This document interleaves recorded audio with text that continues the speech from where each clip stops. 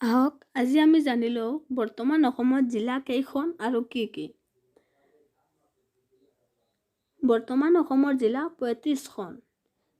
তামুলপুৰ হৈছে অসমৰ এখন নতুন জিলা, যাক ২০২১ চনৰ ২০ আগষ্টত হিমন্ত বিশ্ব শৰ্মাই ঘোষণা কৰিছে। এতিয়া আমি জিলাকেইখনৰ নাম পঢ়ি যাম।